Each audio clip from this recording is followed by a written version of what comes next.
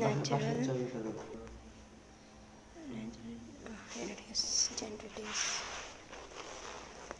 Phone নিছো, money bag নিছো, অফিসের চাবি নিছো?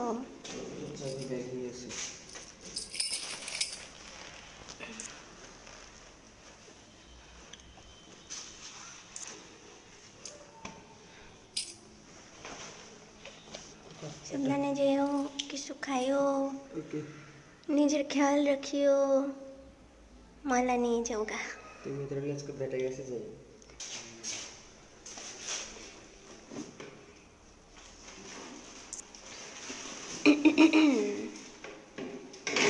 Okay bye.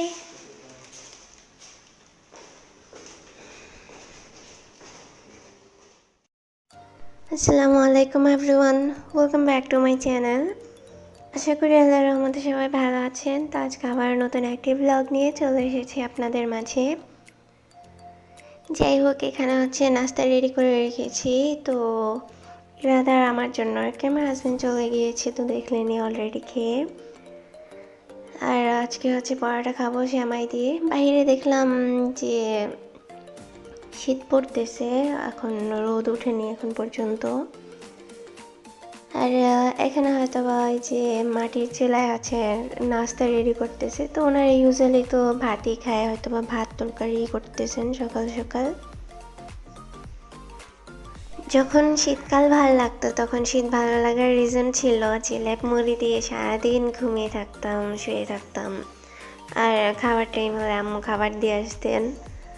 বাট এখন সকাল সকাল উঠতে হয়, সংসার সামলাতে হয়, হাজব্যান্ড অনেক সকাল সকাল বের হয়ে যায় শীতের মধ্যে, এটা কিন্তু অনেক খারাপ লাগে।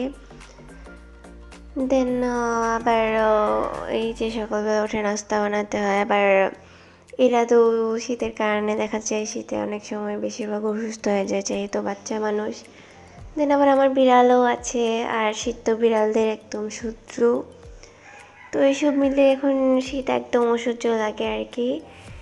যাই হোক, এখন রান্না বান্না করবো। তো এখানে শাক নিয়েছি। আমার আজকে পরোটা বানানো ছিল ফ্রিজের মধ্যে, জাস্ট ভেজেছি। তো ঘুম থেকে উঠে মাছ ভিজিয়ে রাখছিলাম, মাছটা ভিজে গিয়েছে। দেন তো দেখতে পারলেনি আমি মাছ অলরেডি ভাজতে দিয়ে দিয়েছি। এখানে ছোট আলুগুলি কাটতেছি, শিম কাটতেছি। আজকে শিম রান্না করব। তো যেহেতু শিম 1 কেজি আনা হয়েছিল, ভাবলাম যে হাফ কেজি রান্না করবো, এই জন্য হাফ কেজির মতো নিয়েছি কাটার জন্য। তারপর শাকের তো বেহাল অবস্থা, তো শাক বেছে দেন রেখে দিব। আর এখানে পাট শাক আর লাই শাক আছে। তো পাট শাকটা আমি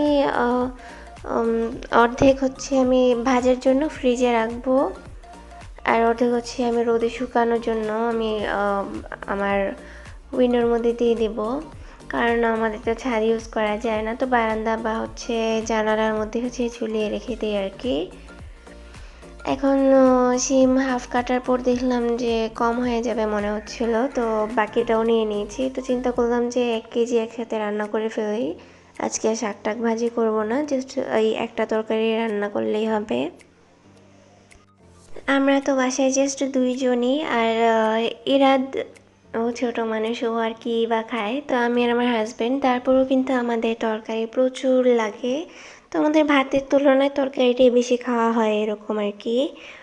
তো দেখা যায় তরকারি কম রান্না করলেই শর্ট পড়ে যায়, আর বেশি বেশি রান্না করতে হয়। এখন 2 জন মানুষ আমরা, তো 6 জন মানুষের বাসায় যেটুকু রান্না করতে হয়, আমার প্রায়ই দেখা যায় এতটুকুই রান্না করতে হয়। বা কম করে রান্না করলে 2-3 রকমের রান্না করতে হয়।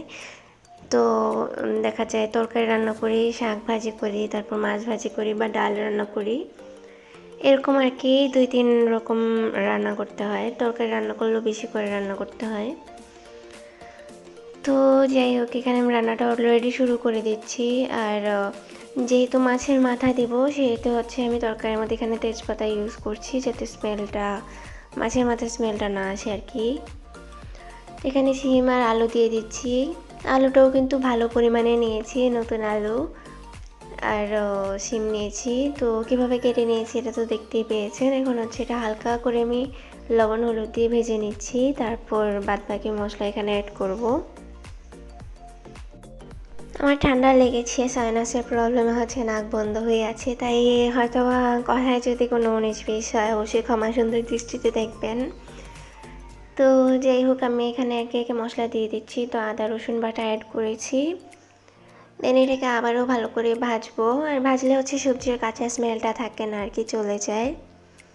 আর শীতের দিন এমনিও সব ধরনের সবজি খেতে ভালো লাগে। আর শিম তরকারিটা তো ইউজুয়ালি 2-3 চালেই হচ্ছে বেশি মজা লাগে, বাট আলহামদুলিল্লাহ আমি রান্না করলে আমার মনে হয় যে রান্নার পরেই হচ্ছে তরকারিটা অনেক ভালো লাগে খেতে। সেটা আমার বাসায় আমার ভাইয়া আম্মু বলতো, আর এখন আমার হাজব্যান্ডও বলে। তো এখানে এখন হচ্ছে একে একে গুঁড়া মশলা সব অ্যাড করে দেবো। এখানে স্বাদ মতো লবণ দিয়ে দিয়েছি। আর তরকারিটা রান্নার পরে কালারটা খুব সুন্দর এসেছিল, দেখতেও ভালো লাগতেছিল, খেতেও ভীষণ ভালো লেগেছে। আর হলুদ মরিচ, তারপর হচ্ছে ধনিয়া গুঁড়া, জিরা গুঁড়া, যা লাগবে সব মশলা আমি একে একে অ্যাড করে দিচ্ছি। মরিচ গুঁড়াটা একটু বেশি দিয়েছি যেহেতু আমরা ঝাল বেশি পছন্দ করি, ঝাল ঝাল খাই। আর ইরাদকেও ঝাল খাই অভ্যাস করতেছি, যাতে আমাদের মতো আর কি ঝাল ঝাল যাই রান্না করে খেতে পারে। এখন সব মশলা যেহেতু দিয়ে দিয়েছি, নেড়ে চিড়ে মিশিয়ে তারপর হচ্ছে সিমটা কষাতে রেখে দিব মশলার সাথে। আর একটু সময় নিয়ে কষাবো, তাহলে হচ্ছে 2-3 জাল করার পর সিমের তরকারিটা যেমন টেস্ট আসে সিম টেস্টটা পাওয়া যাবে। তো এই জন্য হচ্ছে ঢাকনা দিয়ে আমি সময় দিয়ে কষাবো। বাট এটা তো আর পুরোটা ভিডিওতে দেখানো সম্ভব না, কারণ ভিডিও অনেক বড় হয়ে যাবে, সেই জন্য এই জিনিসটা হচ্ছে স্কিপ করব। আমি এখানে টমেটো অ্যাড করে দিয়েছি, দেন হচ্ছে ঢাকনা দিয়ে দিলাম। আর যে কোনো তরকারিতে হালকা একটু টমেটো যদি অ্যাড করা হয় মনে হয় যে টেস্টিং সল্টের কাজ করে, সেটা আমি আমার আগের ভিডিওতে আপনাদের সাথে শেয়ার করেছিলাম।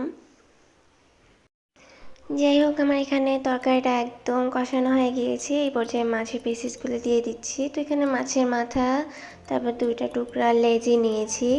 আর শিম দিয়ে হচ্ছে মাছের মাথা দিয়ে বা ফুলকপি দিয়ে মাছের মাথা দিয়ে রান্না করলে কিন্তু খেতে ভালোই লাগে। তো আমি এখানে কিছু টুকরো ইউজ করলাম আর কি।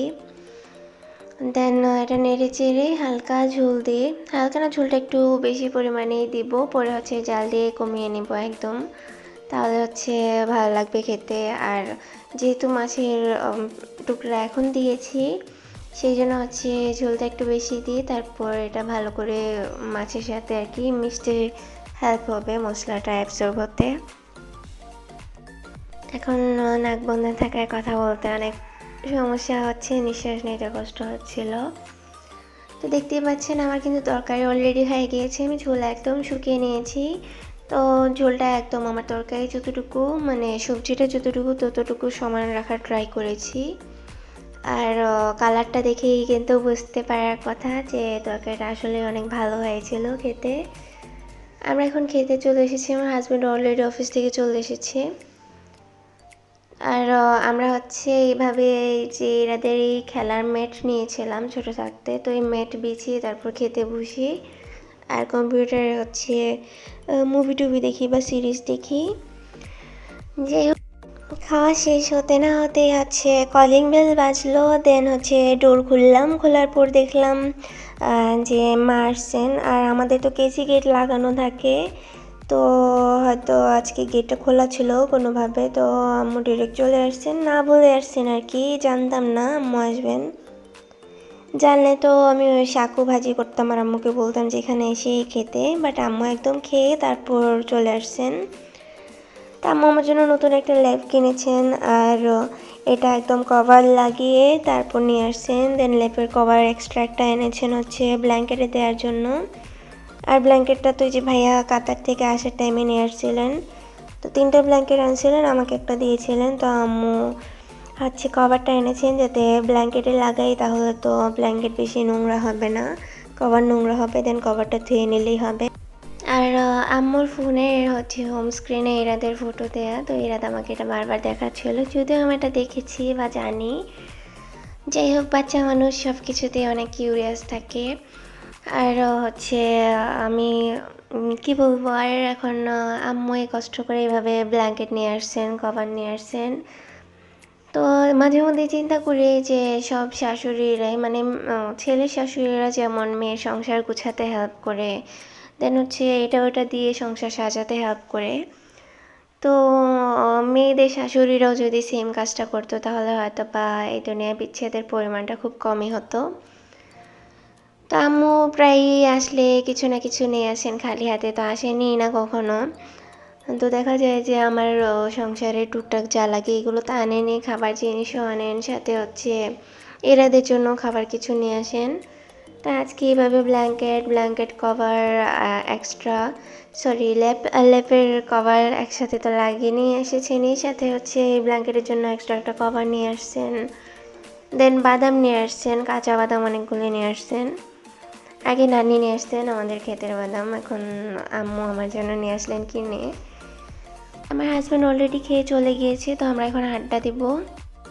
তো কিছুই প্ল্যান মতো হয় না, আম্মুর সাথে আর বেশি সময় কাটানো হয়নি, কারণ ভাইয়া আসছে আর ভাইয়া আউট অফ শ্রীমঙ্গল গিয়েছিলেন, এত তাড়াতাড়ি আসবে আম্মু ভাবেননি।